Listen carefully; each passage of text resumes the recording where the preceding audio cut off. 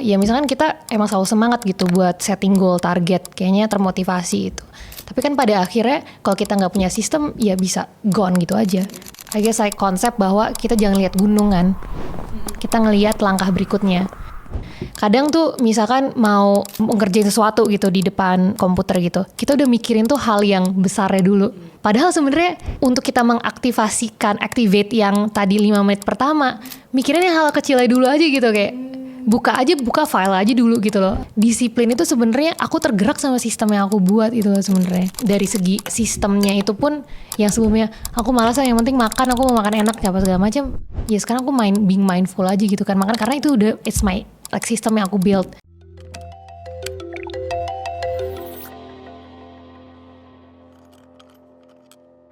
Welcome to Kipots. Hari ini kita akan ngobrolin salah satu bagian dari self improvement, yaitu menghilangkan kebiasaan dan membangun kebiasaan yang berdampak tentunya. Dan kita hari ini akan ngobrol bersama Kak Ninda. Hai Kak. Halo. Thank you so much for being here. We're very happy. Yeah, my pleasure to be here. Oh yes. Jadi tadi kita udah cerita juga off cam bahwa ternyata sebelum namanya Kak Ninda ini dikasih ke aku, ternyata aku udah nonton video-videonya Kak Ninda. Jadi banyak tentang kayak finansial. Kalau yang kemarin aku nontonnya kan tentang yang 9 barang-barang yang tidak boleh dibeli gitu ya. Tapi ternyata banyak juga tentang kebiasaan-kebiasaan, yang cara membangun kebiasaan. Tapi berarti Kak Ninda sendiri fokusnya di mana? Apakah di kedua-duanya memang sengaja? Sebenarnya sih aku kan pas mau mulai YouTube channel itu tujuannya itu supaya lebih istilahnya mengajarkan anak. Seandainya apa yang ngomongnya, seandainya aku waktu umur 20-an dulu, apa sih yang hal-hal yang I would do differently supaya aku bisa grow gitu dan supaya bisa hidup lebih terarah gitu. Nah, memang dari segi angle itu selalu aku ambil dari segi kebiasaan, karena kan sebenarnya yang ini konsep yang selalu aku omongin gitu ya, karena dari kebiasaan kecil itu nanti hasilnya itu akan mengcompound, jadi ada compounding effect ketika misalkan kita nanti sampai 10 tahun kemudian gitu melakukan kebiasaan-kebiasaan kecil ini gitu. Nah, itu kebiasaan kecilnya nih dari aku bisa bahas kadang soal kesehatan, bahas soal misalkan kebiasaan kecil sehari-hari untuk productivity dan lagi dari segi kerjaan gitu. Dan juga yang memang passion aku sendiri juga adalah soal kebiasaan finansial. Dan ini ya terkesannya kok kayak kebiasaan finansial gimana sih, kita cuma nabung segala macam, tapi ternyata itu ya jauh lebih lebih besar dari itu gitu. Karena pas kalau aku ngobrol-ngobrol sama mau itu teman-teman atau anak-anak yang masih muda gitu, kayak banyak yang ternyata yang menurut aku itu adalah hanya sekedar kebiasaan kecil, ternyata itu ada yang buat mereka this is mereka baru belajar gitu, misalkan soal investasi, seandainya aku melakukannya lebih early dan segala macam gitu. Tapi intinya kalau dari yang aku coba share gitu adalah apa sih yang kebiasaan-kebiasaan kecil yang bisa kita mulai lakuin dari sekarang, dengan harapan itu yang akan menjadi menghasilkan compounding effect gitu untuk kita ke depannya gitu. Mau apapun itu, dari segi kesehatan, keuangan dan segala macam. Setuju. Tapi ini menarik juga menurut aku, karena ini kan berarti video yang mau dibikin atau dibuat untuk your 20s, the 20s versions of you gitu ya Kak. Emang apa yang terjadi in your 20s sampai akhirnya bisa membuat video ini? Apakah ada kesalahan mungkin dulu? Iya, jadi mungkin waktu itu 20s kan berarti aku masih kuliah atau baru lulus kuliah gitu ya. Dan itu emang masa-masa kuliah itu lumayan turning point kan, karena kan ya buat banyak dari kita juga sebenarnya. Karena kan kayak misalkan aku waktu kuliah aku ngekos gitu kan, jadi mulai hidup sendiri, harus mengatur diri sendiri. Betul. Sebelumnya kan hidup sama orang tua gitu kan. Nah, waktu kuliah itu aku nilainya jelek deh, parah gitu, sorry. Dan akhirnya juga aku lulus cuman dengan IPK cuma 2,9, dan itu aku sering ngomongin juga gitu dia ke YouTube itu. Dan dan emang akhirnya dari lulus IPK 2,9 itu di keluargaku pun tuh, maksudnya keluarga kecil, keluarga dengan orang tua sama adik-adik gitu, kayak kalau Kakak Ninda mah IPK cuma 2,9 gitu kan. Jadi kayak dari dalam diri tuh suka kayak ada aku mau membuktikan bahwa it doesn't matter gitu, IPK 2,9 itu kan cuman nilai, it's the past gitu. Sekarang fokusnya adalah gimana aku bisa grow gitu ke depannya dan bisa turn around gitu kan. Ya, jadi intinya ya itulah yang terjadi di masa 20-an itu. Dan makanya kalau aku sekarang kan aku udah itu udah hampir 20 tahun yang lalu gitu kan. Ya sekarang kalau aku look back, nah itu banyak kayak istilah kayak pelajaran-pelajaran yang kayak oh ternyata ini yang hal-hal yang aku lakuin sampai aku akhirnya bisa jadi a better version of myself gitu dan continuously growing gitulah. Nah itu yang jadi istilah akhirnya yang aku share karena if I had done this when I was 20s gitulah. Tapi apa konkret kebiasaan yang kayaknya pengen banget diubah tapi ternyata susah dan ya akhirnya pas dewasa baru kita mengerti dan bisa diubah gitu Kak? Ada mungkin beberapa ya, tapi mungkin mulai dari mindset gitu kan. Pertama adalah kayak balik lagi kalau dari sebelum kuliah dan zaman kuliah kan kita mulai sendiri gitu kan. Waktu kuliah itu misalkan kita ada tugas atau ada ujian gitu kan. Ya udah gitu kayak ada ujian paling sehari sebelumnya belajar apa kayak gitu kan. Maksudnya kita juga nggak tahu gitu kan. Sedangkan kita punya waktu sebenarnya pikir-pikir dibanding waktu pas masih SMA atau sama kuliah tuh waktu pas kuliah tuh jauh lebih banyak. Bener lebih fleksibel ya? Betul. Tapi memang kegiatan juga banyak. Nah mindset atau ya yang mungkin aku belum tahu pada saat itu adalah kayak gimana kita mendesain sistem hidup kita gitu kan, keseharian, designing system itu. Yang akhirnya jadi aku sebenarnya anchor dari yang pembahasan biasa aku tuh adalah sebenarnya soal designing system gitu kan. Kebiasaan-kebiasaan kecil itu kan sebenarnya untuk kita masukin ke sistem hidup kita itu kan. Nah ini khususnya paling relevan buat orang yang orang yang malas lah gitu. Aku orang malas jujur. Oke. Aku tuh motivasi tuh ya naik turun banget lah dan aku yakin banyak orang juga motivasi kan nggak pernah bisa selalu like on gitu kan. Iya tergantung mood kan. Betul. Dan kita tuh nggak bisa mengandalkan mood gitu. Mood tuh pasti naik turun. Betul. Tapi yang akan selalu menyelamatkan kita itu adalah sistemnya. Sistem yang kita desain sehari-hari. Dan ini aku juga suka buku Atomic Habits kan yang pasti kita juga pada tahu gitu, bahwa dia di Atomic Habits dibilang bahwa you don't rise to the level of your goals but you fall to the level of your system gitu. Jadi kalau akhirnya ya misalkan kita emang selalu semangat gitu buat setting goal target, kayaknya termotivasi itu. Tapi kan pada akhirnya kalau kita nggak punya sistem ya bisa gone gitu aja. Tapi kalau kita punya sistem in place, sistem misalkan hari ini jam sekian aku kesini, abis itu aku akan kesini, abis itu aku melakukan ini. Jadi itu udah kayak direncanakan gitu sehari-hari. Ya misalnya contoh olahraga gitu. Atau misalkan kalau aku pribadi jalan kaki.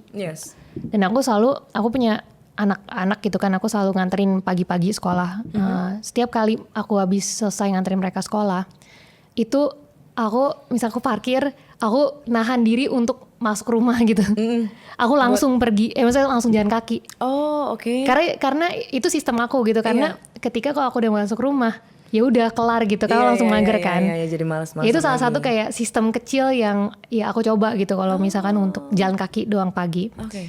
Terus misalkan nih, aku mau rutin gym gitu kan. Gymnya misalnya yang kayak aku sign up ke yang group training gitu kan. Aku coba berbagai macam jam, gak pernah ada yang akhirnya konsisten sampai akhirnya aku tempelin ke jam aku mau jemput anak-anak lagi. Oke. Ya aku mau jemput anak-anak karena emang kebetulan searah gitu kan. Jadi sebelum jemput anak-anak aku harus ke situ gitu. Gym dulu. Iya. Jadi kayak ada, itu kan sebenarnya sistem kecil di bagian untuk yang itu. Ya intinya kita mendesain sistem untuk the rest of the days or misalkan weeks gitu. Nah, ini aku setuju Kak, karena banyak juga yang bilang ya, dan banyak buku yang kita baca memang kan sistemnya itu lebih penting daripada motivasi itu sendiri. Nah kalau misalnya banyak mungkin kalau aku pribadi sih kalau nge-gym gitu ya Kak, aku sih lumayan orang yang sangat consider kalau misalnya udah bayar. Jadi apapun kayak yoga atau misalnya nge-gym, kalau udah bayar udah harus pergi gitu.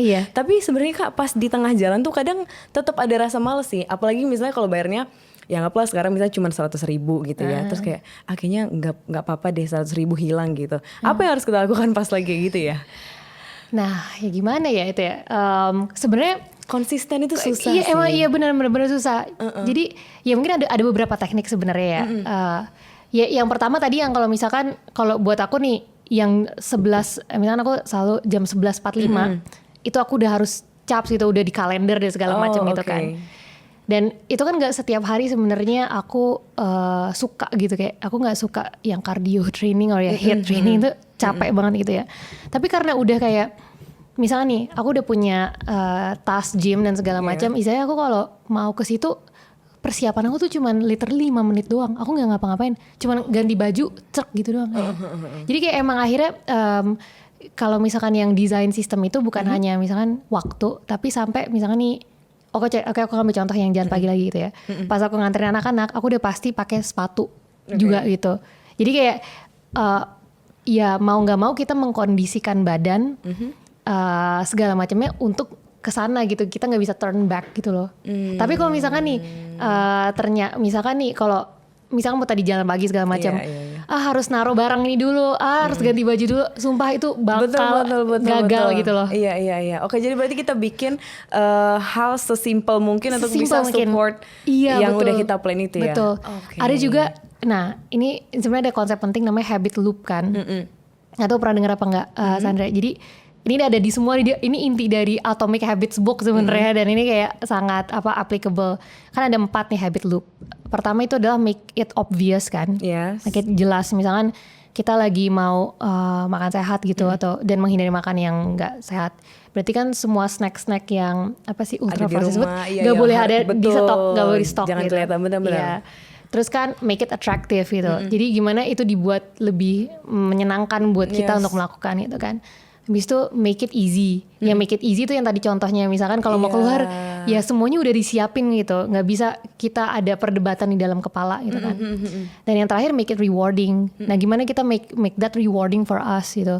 Mau itu kita bikin reward sendiri, oh kalau abis ini gue mau ngapain gitu, atau ya sesimpel kayak kadang kita meskipun kita nggak suka mau olahraga gitu ya, tapi hasil after effect-nya kan sebenarnya rewarding gitu kan, kayak hormonnya enak gitu kan. Iya, segar juga. Iya, jadi kayak kalau kadang yang ngomongin soal konsistensi gitu, sebenarnya kita mendesain yang tadi sistemnya itu juga harus dalam konteks yang habit loop tadi gitu. Make it obvious, make it attractive, make it easy and make it rewarding. Yes, oke. Itu loop.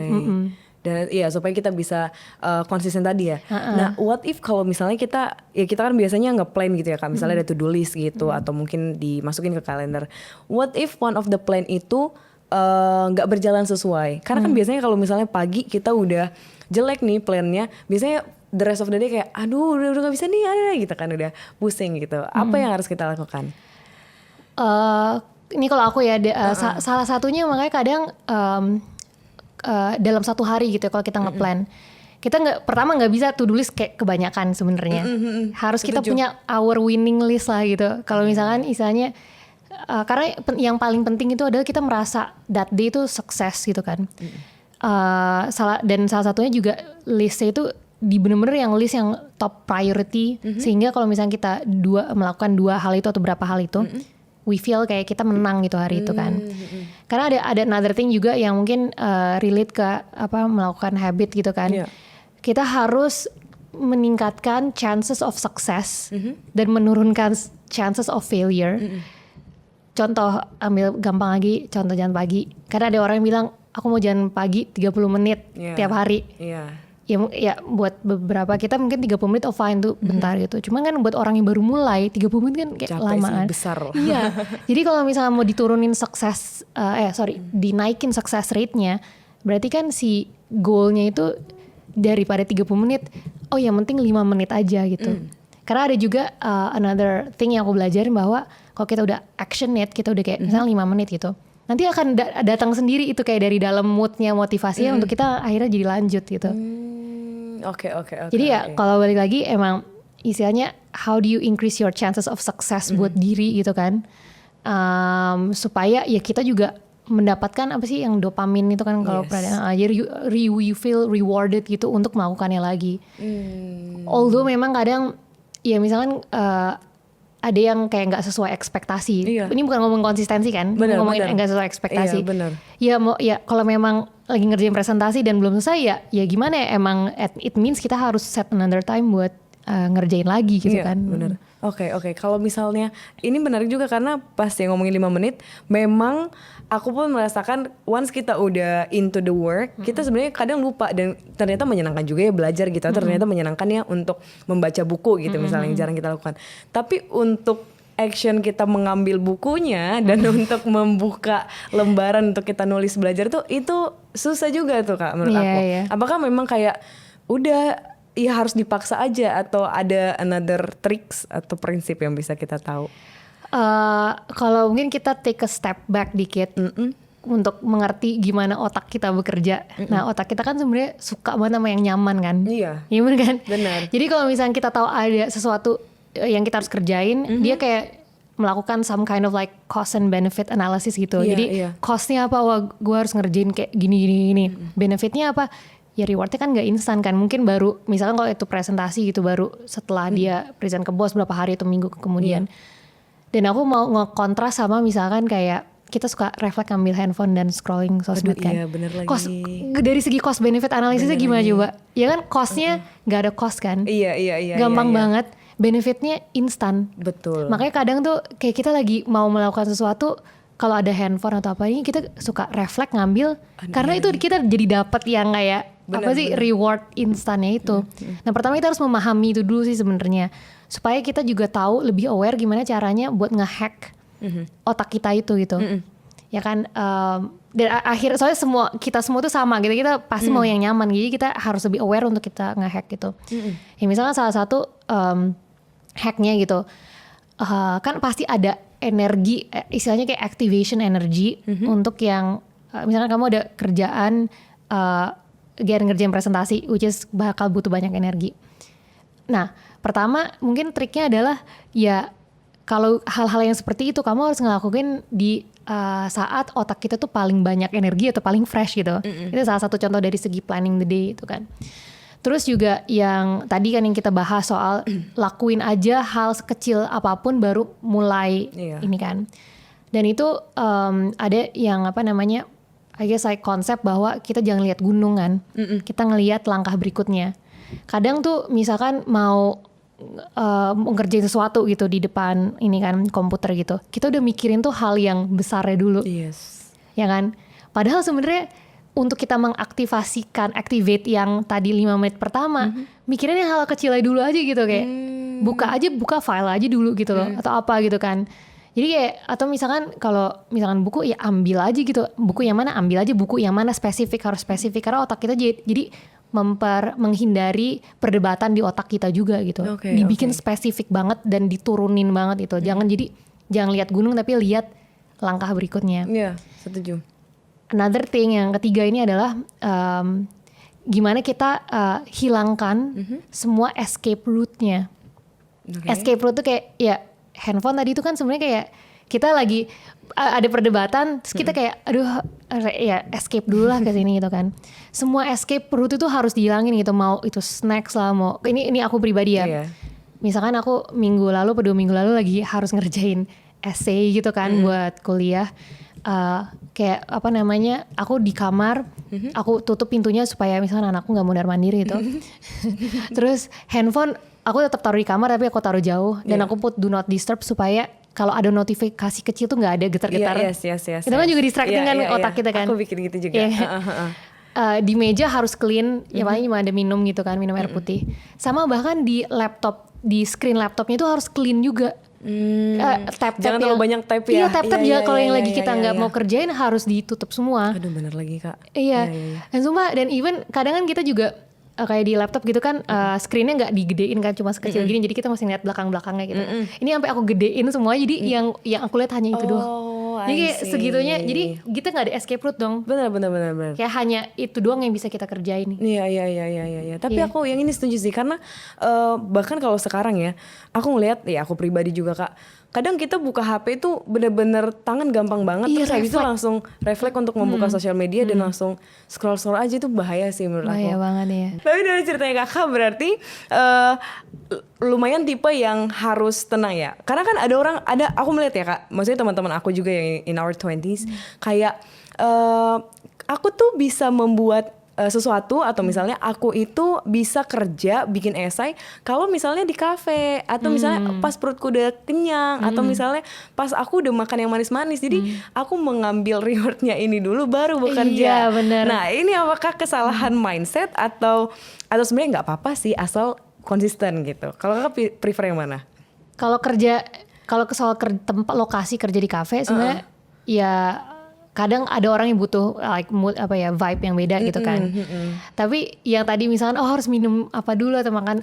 Aku suka ngerasain gitu sampai karena aku kadang kalau lagi di pagi gitu kan, pagi tuh kayak my work time gitu. Yes. Aku juga kayak pengen manis-manis or at least caffeine dengan manis. Tapi sekarang yang semenjak kemarin-kemarin ini aku harus kayak ada essay harus kerjain susah, buat aku susah gitu ya. Aku itu jadiin reward aku beneran. Jadi kayak yang tadi make it atraktifnya atau make it rewarding ya, istilahnya rewardnya ditaruh di akhir, jangan ditaruh di awal kan. Nanti kalau nggak ntar kita dapat dopamin hit di awal, nanti kita udah malas ngerjain itunya kan. Iya benar-benar. Kadang-kadang juga kalau misalnya kita udah terlalu banyak makan manis ya, malas tahu badannya. Iya. Jadi kita manis. Crash nanti kan. Crash benar-benar dan bisa nggak fokus juga. Berarti kan kalau misalnya dilihat ya dari sekarang ini, apa kira-kira kebiasaan yang seharusnya dimiliki atau mungkin yang seharusnya dihilangkan dari anak-anak muda yang kakak lihat? Mungkin kalau dari dalam konteks yang tadi kita omongin ya soal refleks dan suka menunda ke cari hal-hal yang ini. Ya pertama tadi serius sih yang tadi soal escape route itu tuh ini banget penting banget soal kita harus menghilangkan escape route-nya itu untuk melakukan apapun. Ini tapi mungkin dalam konteks kerja ya, mungkin kalau nggak tahu ya dari dalam olahraga mungkin nggak segitu relevannya, tapi intinya escape route itu iya. Kalau misalnya kita punya targetnya harus dikecilkan, di breakdown banget sekecilnya. Or even misalkan kita punya ngerencanain hari kita gitu ya, kita mau ngerjain sesuatu yang gede. Oh jam ini kita ngerjain ininya, jam berikutnya kita ngerjain ini. Jadi kayak di structure gitu loh, terstructure gitu ininya. Kalau mungkin yang dibangun sebenarnya juga mindfulness dan mindfulness is a big word ya. Exactly. But mindfulness ini dalam arti kita benar-benar hadir gitu di otak kita gitu kan. Karena kadang tuh yang aku rasain sendiri dan aku juga kadang perhatiin juga, kita tuh kadang default kita tuh kayak autopilot kan. Termasuk yang tadi Sandra bilang soal ngambil handphone refleks itu kan kita kan lagi nggak being mindful kan kayak. Betul lagi. Kayak misalkan emang mau ngambil handphone buat apa sih kayak what am I going to do gitu in the next few minutes kan. Kecuali memang harus ada yang dicek, oke, fine itu intentional lah, kita do something itu intentional. Nah ini ya this goes to many things lah, bukan hanya refleks dan segala macam, mau mindful dari segi yang misalnya kadang kita makan juga kita makan sambil nonton ya. Nah tadi itu atau scroll juga sih. Being mindful berarti. Ini aku ada follow up question juga sih Kak. Jadi kadang tuh orang kenapa pakai handphone atau misalnya taruh handphone di samping, karena selalu ada ketakutan dan kekhawatiran, gimana kalau gitu. Misalnya gimana kalau ada job offering tiba-tiba, atau gimana kalau misalnya bosnya nelpon, ada temen yang sedang apa kayak gitu. Nah itu tuh ketakutan yang sebenarnya nggak terus-terusan terjadi sih sebenarnya. Wah, apa yang bisa kita pikirkan supaya kita nggak takut dan khawatir terus sih? Nah itu kan mungkin balik dulu soal yang kadang orang mikir multitasking kan. Ya multitasking itu sebenarnya nggak ada in reality nggak ada multi kan, sebenarnya switch tasking kan. Nah kalau switch tasking kan jadi kayak yang tadi activation energy yang tadi kita bahas gitu. Setiap kali kita switch ada lagi energi yang harus kita keluarkan lagi, dan akhirnya kayak kita sampai lupa tadi kita lagi mana gitu kan. Lagi ngerjainnya udah sampai mana dan harus balik lagi from scratch gitu kan. Nah itu sebenarnya Oke, fine. Kalau ada orang yang takut bosnya nelfon, harus diangkat segera, harus di action segera, fine gitu dia ngelakuin itu. Tapi at the expense of what gitu kan? Jadi kan akhirnya at the expense of misalkan dia lagi ngerjain sesuatu yang penting juga, akhirnya ke distract juga gitu.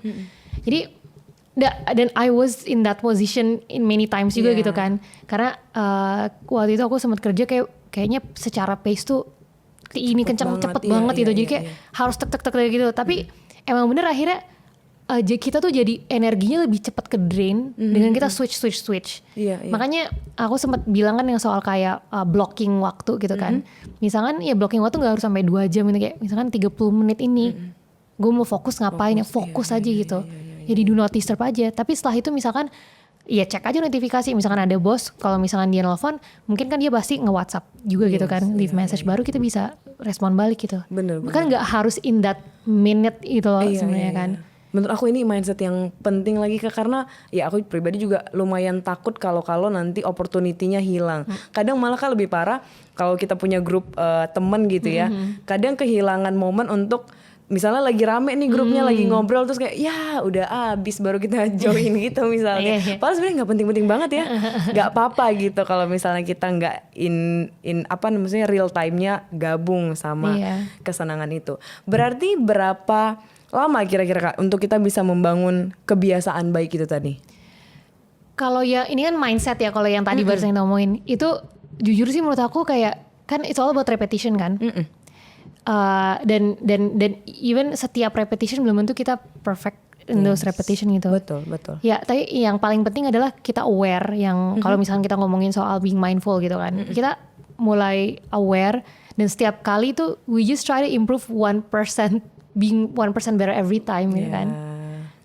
Kalau apa namanya, ya kalau misalnya habit kecil, misalnya tadi kita habit kecil olahraga, pejalan kaki kan memang ada katanya 21 hari lah apa, intinya biar kita yang 21 hari konsisten. Tapi kalau menurut aku sih kalau yang emang semacam yang udah mindset besar kayak gini ya, itu as long as kita aware of that dan nggak, konsep itu jangan pernah lepas gitu, dan kita just try to improve every time gitu. Karena apalagi kalau misalnya managing stress segala macam itu kan susah ya. Susah banget. Nggak akan lah apa namanya, nggak instan juga, nggak akan instan. Bener. Tapi makin lama kita akan makin membaik kalau kita udah aware dari diri kita sendiri untuk gimana kayak kita hanya fokus untuk hal yang bisa kita bisa lakukan gitu kan. Nah kalau ngomongin 1%, maksudnya 1% yang kita lakukan akan membuat kita lebih baik gitu ya ke depannya. Tapi kan kadang ada beberapa hal kecil yang kayaknya udah terus kita lakukan tapi kok kita tetap gini-gini aja gitu Kak. Jadi pertanyaannya adalah gimana caranya kita membedakan bahwa ini tuh udah kebiasaan yang benar and we are already on the right track kok sebenarnya walaupun perubahannya kecil. Itu gimana? Ini makanya yang kadang suka, karena kita kan kalau lagi ngeset sesuatu kita target kan, ada yang kita ngesetnya target apa sih misalkan aku mau melakukan ini berapa kali segala macam gitu ya, pokoknya target yang numerical target itu. Ada juga yang identity based kan, jadi kayak itu kita lagi membangun identitas baru gitu kan. Misalkan kayak aku sebelumnya aku ternyata kan orangnya malas gitu, tapi aku mau membangun menjadi orang yang lebih disiplin gitu. Aku orang disiplin gitu kan. Itu by itself aja udah membantu kita untuk bisa kayak tahu who we are gitu kan. Jadi ketika kita lagi membangun kebiasaan untuk ke identitas tersebut gitu, karena punya kebiasaan baru, misalkan mau itu olahraga gitu kan, nggak akan pernah ada hasil instan kan. Iya. Bener. Tapi kalau misalnya kita berdasarkan identitas kita, aku ada orang yang sehat, aku adalah orang yang bergerak secara aktif gitu.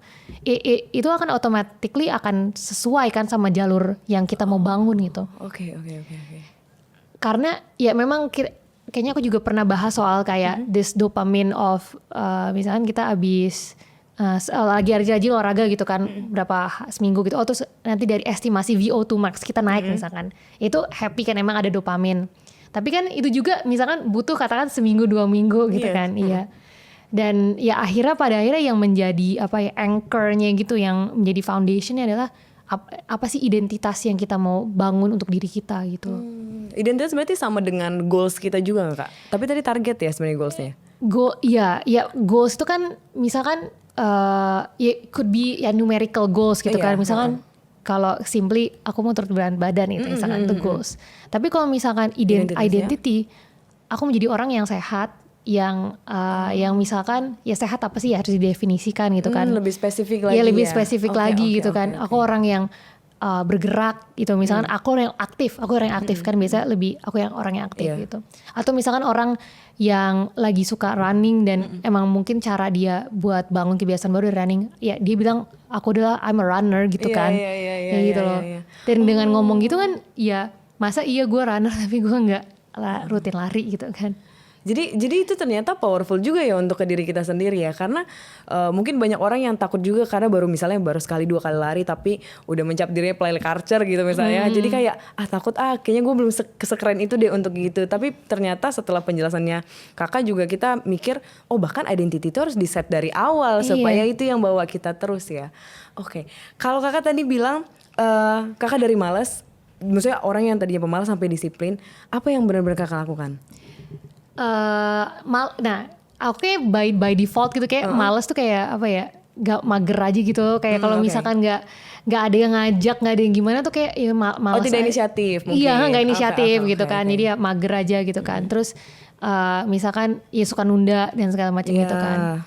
Kalau akhirnya jadi disiplin itu kan balik lagi yang tadi designing sistemnya itu kan. Jadi disiplin itu sebenarnya aku tergerak sama sistem yang aku buat itu sebenarnya.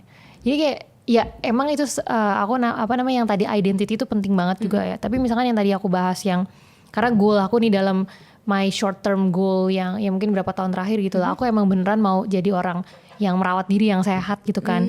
Jadi dari segi sistemnya itu pun yang sebelumnya aku malas yang penting makan, aku mau makan enak apa segala macam. Ya sekarang aku being mindful aja gitu kan. Makan karena itu udah it's my like system yang aku build. Yang misalkan ya aku punya mbak di rumah gitu kan.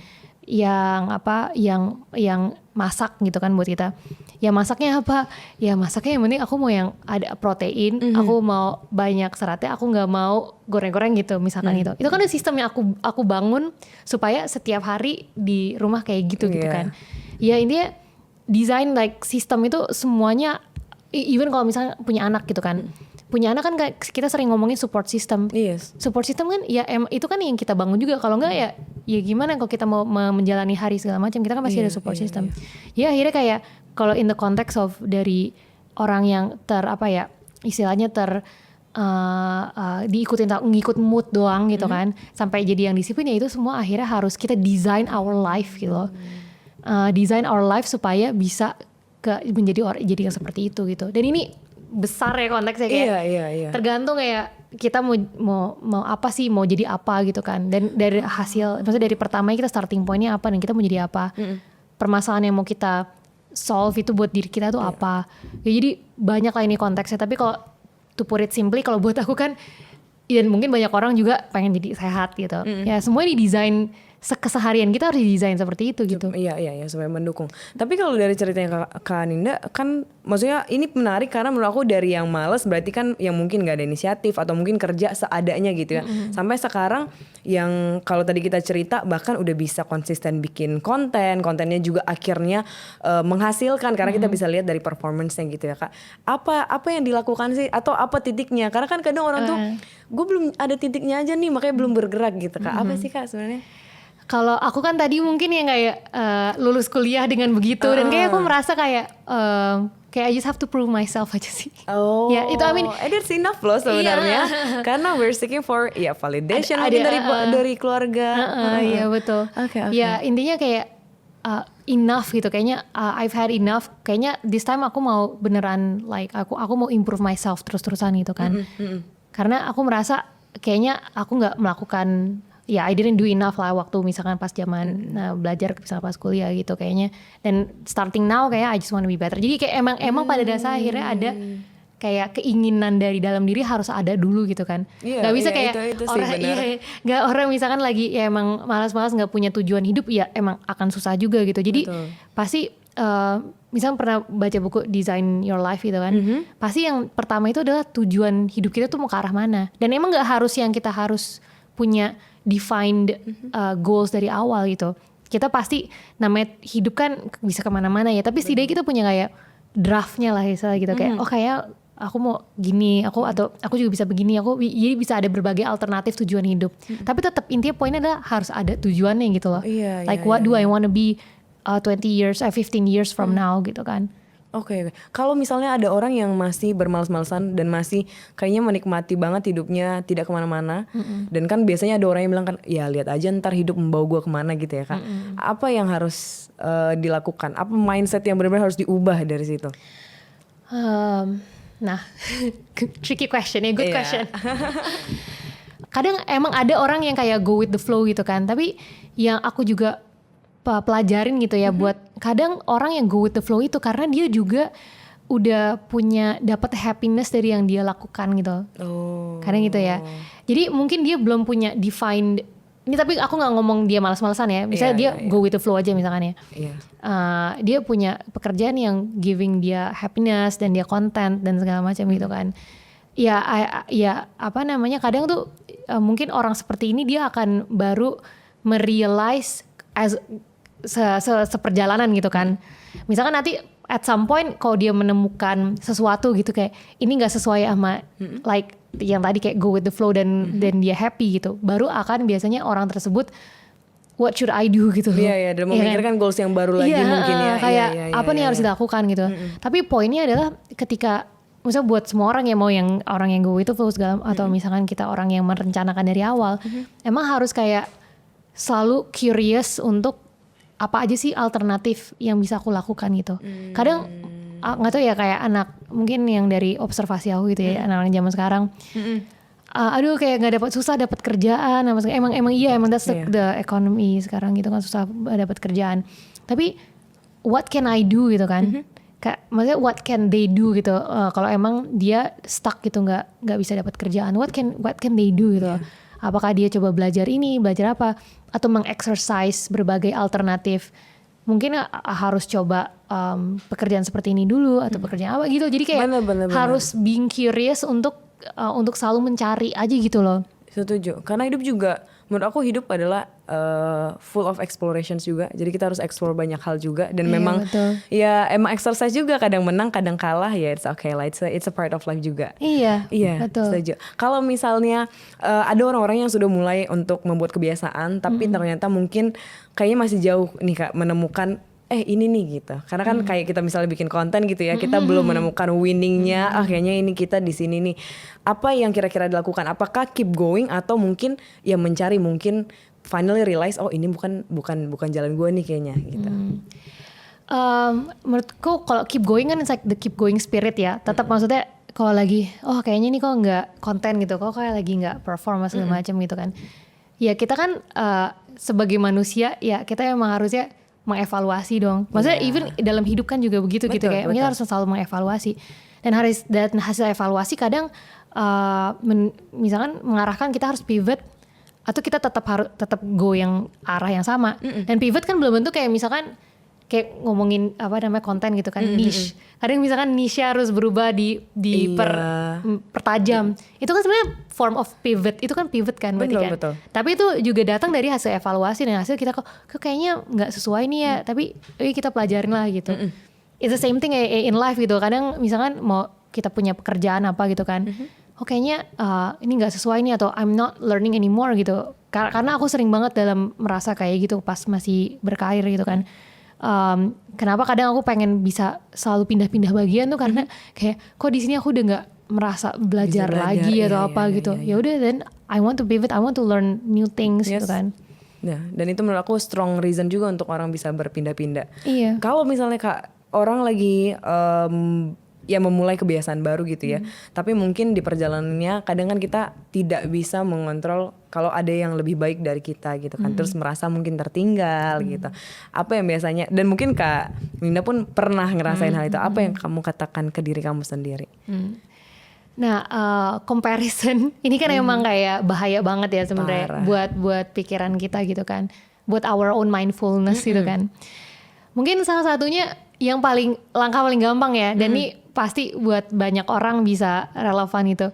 Stop like seeing like other people's like success gitu in like social media. Karena itu juga belum tentu, misalkan kalau kamu emang stresnya karena ngelihat comparison dari sosmed, itu salah banget. Karena misalkan mereka we never know apa yang terjadi usaha yang mereka harus laluin di belakangnya kan.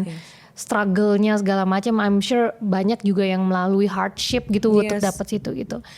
Jadi pertama emang hindari dulu dari yang tadi suka reflect apalah scrolling even scrollingnya bukan yang IG dan ini ya misalnya kadang scrolling LinkedIn gitu. Oh iya.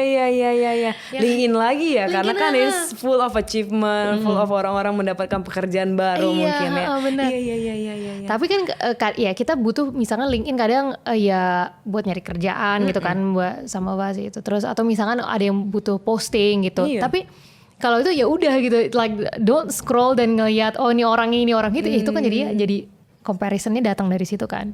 Nah itu satu sih menurut aku yang istilahnya kayak langkah paling mudahnya itu adalah coba hindarin yang too much like scrolling dan melihat kesuksesan orang-orang dari social media gitu kan. Dan yang kedua ya misalkan tadi kita kan sebaiknya gitu kan punya being mindful dengan cara tahu tuh kita tuh mengarahkan hidup kita tuh kemana gitu kan. Again mindful is a big word, tapi salah satunya itu kita juga sadar bahwa kita tuh mau membawa diri kita kemana, arah kita kemana. Ya akhirnya ya memang focus on like are you on the right apakah progres kamu sesuai dengan ya arah yang tadi kita lagi bener. Ini gitu. Track and directionsnya. Directionnya, karena makanya akhirnya balik lagi directionnya apa sih goal kita gitu. Yes. So much insight ya sebenarnya, dan aku banyak juga ter-remind juga karena banyak hal yang ternyata relatable dan mungkin dirasakan semua orang juga, terutama dalam scrolling itu. One last questions-nya adalah kira-kira Kaninda kalau misalnya bisa ngasih tahu orang-orang apa one mindful kebiasaan atau mungkin kebiasaan kecil yang bisa kita mulai nih sekarang untuk nanti compounding seperti yang kita bicarakan tadi ya. Jadinya kita hidupnya lebih baik, lebih mindful in the future. What will you recommend?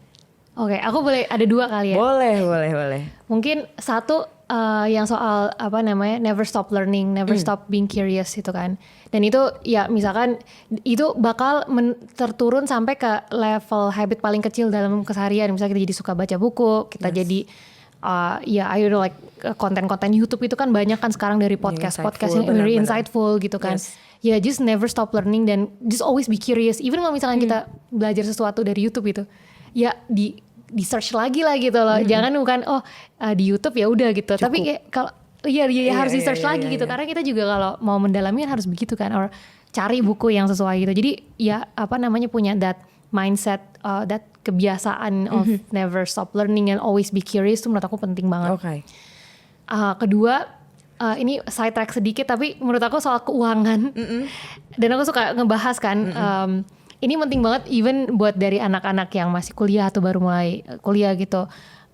Kita kan dari kecil selalu diajarin cuma kayak buat nabung gitu kan. Keuangan, punya duit nabung gitu. Tapi kita gak pernah diajarin misalkan konsep compounding dari segi keuangan gitu. Gimana caranya kebiasaan nabung itu bisa juga bekerja untuk kita dan mengcompound hasil yang lebih besar nantinya gitu. Jadi ujung-ujungnya sama-sama konsep compounding. Satu lebih compounding diri kita dari segi growth.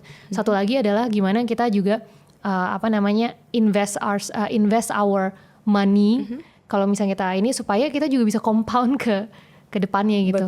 Betul, setuju. Dan dua-duanya bahkan kalau mau belajar finansial pun ya kita balik ke yang pertama tadi, kita harus mau betul penasaran dan mau belajar.